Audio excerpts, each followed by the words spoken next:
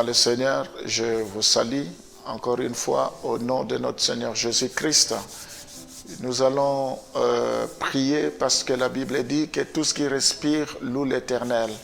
C'est une grâce d'être en vie. Il faut que nous soyons reconnaissants par rapport à cela. Voilà pourquoi nous allons prier avant que nous puissions écouter la parole. Prions. Seigneur, nous te disons merci. Il n'y a pas deux jours qui se ressemblent devant toi. À chaque jour suffit sa peine. Merci parce que nous croyons que la journée d'aujourd'hui, c'est une journée spéciale, c'est une journée bénie. Nous croyons, Seigneur, que tout ce que nous allons entreprendre sera sous ton contrôle. Tu as dit le bonheur et la grâce vous accompagneront tous les jours de votre vie. Tous les jours, nous croyons que le bonheur nous accompagne aujourd'hui. Seigneur, nous voulons que le ciel soit favorable. Nous voulons, Seigneur, que tu nous écoutes, que tu nous exauces. Nous te recommandons tout ce que nous serons amenés à accomplir au courant de la journée, que cela soit couronné de succès. Nous voulons que les portes qui étaient fermées s'ouvrent, parce que c'est toi qui as la clé de David. Quand tu ouvres, personne ne peut fermer. Quand tu fermes, personne ne peut ouvrir. Je bénis chacun de tes enfants, tous ceux qui vont au travail, tous ceux qui font des démarches, que toi tu puisses répondre favorablement à leurs attentes. Sois loué à jamais. Au nom de Jésus, nous t'avons ainsi prié. Amen. Matthieu chapitre 4 et le verset 4, la Bible nous dit: l'homme ne vivra pas de pain seulement, mais de toute parole qui sort de la bouche de Dieu. Nous sommes dans Matthieu 4, 4. Donc ici, la Bible dit: l'homme ne vivra pas de pain seulement. Jésus répondit: il est écrit, l'homme ne vivra pas de pain seulement, mais de toute parole qui sort de la bouche de Dieu. Ici, on parle d'une fonction continue. L'homme ne vivra pas seulement de pain, mais aussi de toute parole qui sort de la bouche de Dieu. Donc Dieu parle pour communiquer sa volonté à l'humanité. Dieu parle toujours.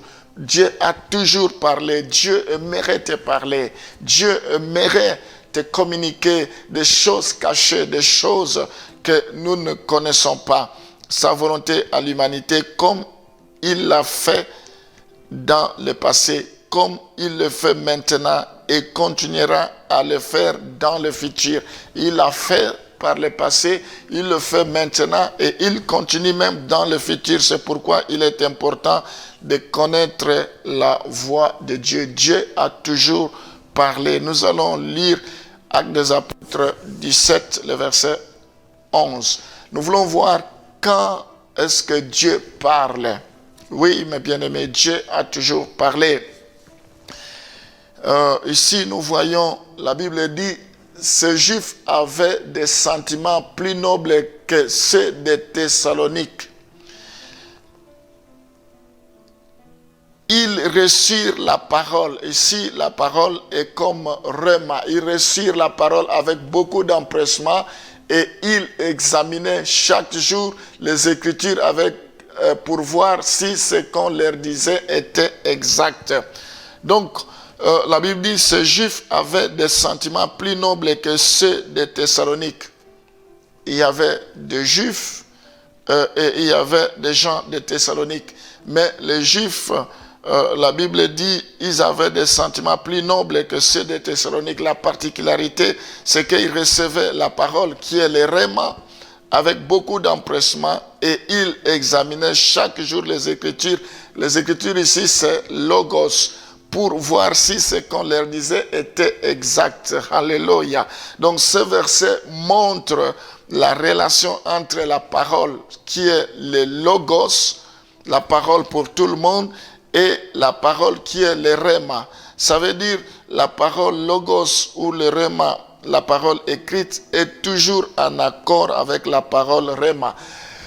quel que soit le réma, le réma c'est la parole qui nous concerne en particulier, cela sera toujours en accord avec la parole de Dieu qui est Logos.